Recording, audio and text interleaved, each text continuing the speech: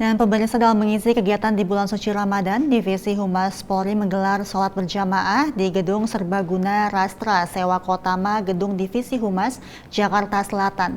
Para jamaah yang hadir pun mendapatkan siraman rohani yang kali ini diberikan oleh penceramah Ustadz Ahmad Sarwat. Hadirin jamaah sekalian yang dirahmati Allah, khusus di bulan Ramadan ada ibadah yang sangat eksklusif, yaitu dia hanya boleh dikerjakan di bulan Ramadan. Kalau di luar Ramadan kagak bisa dan akan diketawain, yaitu sholat tarawih, Pak. Ya, ini beda dengan tahajud atau sholat witir. Di luar Ramadan, Pak, kita bisa tahajud bebas mau kapan aja gitu ya. Witir juga gitu. Tapi kalau yang namanya tarawih nggak bisa, Pak. Tarawih itu hanya ada di Ramadan, dan kalau udah lewat, ya udah kita nggak bisa ngerjain istilahnya tarawihnya saya ganti dah, tuh nggak bisa, Pak. Nah, masalahnya uniknya begini, Pak. Karena hanya bisa dilakukan oleh Ramadan, sementara ini kebanyakan kita nih, Pak, kalau ditanya apa hukumnya sholat tarawih, semua pasti jawab sepakat sunnah, ya kan, Pak ya? Kan nggak ada yang mewajibkan sholat tarawih, pasti jawabnya sunnah. Sunnah itu kalau kita kerjain dapat pahala, nggak dikerjain dosa nggak? Nggak kan? Nah, gara-gara dibilang sunnah, ya kan, banyak diantara kita yang nggak terlalu rajin, Pak, ngerjainnya. Memang rajin di awal, Pak. Kemarin tuh malam pertama saya ceramah, Pak, kagak bisa masuk ke masjid itu. Kenapa? Parkirannya padat, orang nutupin jalanan, Pak, saking penuhnya itu, ya kan. Begitu saya masuk ke dalam, penuh banget. Orang yang nggak pernah ke masjid, Pak, malam itu, ya kan, nggak pernah ke masjid seumur-umur. Begitu tarawih pertama datang dia, gitu. Nah, saya sampai mikir begini, kenapa ya malam pertama tuh ramai banget?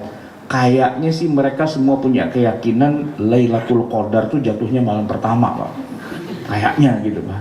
Soalnya kalau yang kita tahu kan Lailatul Qadar kan di hari-hari terakhir tuh ya, udah 10 hari terakhir, malam-malam ganjil. Ini malam ganjil 10 terakhir mah sepi, Pak. Apalagi malam 27, ya kagak ada orang. Jangankan jamaah, pengurus masjidnya juga pulang kampung gitu kan. Udah kagak ada, Pak. Kayaknya dia pakai pendapat yang mengatakan bisa jadi Lailatul Qadar tuh di malam pertama. Buktinya apa? Buktinya penuh nih kita. Dan buktinya lagi adalah kalau udah malam kedua kesononya udah nggak terlalu rame. Orang udah dapet Lailatul Qadarnya, ya kan, ngapain lagi gitu. Udah dapet gitu, kemungkinan, ya kan. Nah, jadi ya salat tarawih itu, Pak, luar biasanya begini. Ini ada sebuah hadis ya menyebutkan antara tarawih dengan Lailatul Qadar, siapa yang salat tarawih berjamaah ya bersama imam di masjid dari awal sampai akhir salat tarawih, biasanya kan diakhiri dengan apa itu, Pak, dengan salat witir, ya kan. Bahkan kalau di masjid saya bukan hanya witir, Pak, diakhiri dengan nawaitu saumagodin gitu ya. Pokoknya sampai tuntas gitu, Pak. Itu oleh Nabi dikatakan seperti dia ibadah semalam suntuk. Padahal kita pulang, Pak, habis nawaitu saumagodin pulang gitu kan, ke rumah tidur, nonton TV dan sebagainya. Tapi catatan amal kita diterusin sama malaikat sampai subuh. Nah itu, Pak, kalau pas itu jatuhnya Lailatul Qadar, cakep itu, Pak. Kita nggak usah ngapa-ngapain, cuma tarawih doang sampai setengah 9, jam 9, catatan amal kita dihitung sampai subuh. Cuman yang jadi masalah, Pak, itu tadi Lailatul Qadar itu tanggal berapa? Itu yang nggak ada kepastian. Soalnya orang yang paling tahu harusnya Lailatul Qadar, yaitu Nabi Muhammad, pun juga tidak menjawab secara pasti, Pak.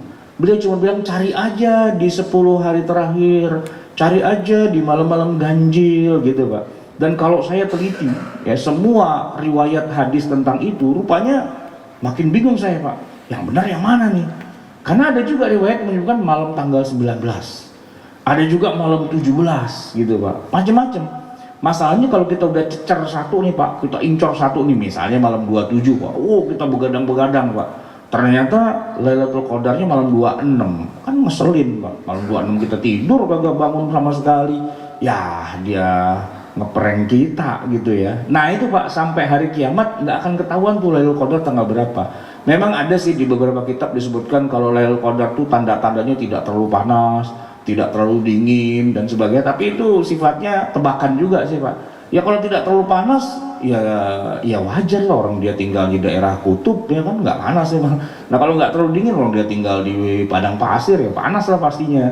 Nggak bisa diukur dengan begitu-begituan. Itu hanyalah rahasia Allah. Pokoknya kita disuruh tebak yang mana. Nah, nebak ini susah Pak. Oleh karena itu kalau menurut saya, sebenarnya pesan dibalik rahasia tidak disebutkan tanggal berapa Lailatul Qadar itu adalah biar kita tiap malam Pak taraweh. Biar tiap malam. Malam pertama taraweh, malam kedua taraweh, malam ketiga taraweh, 4, 5, 6, 7 sampai 30 taraweh.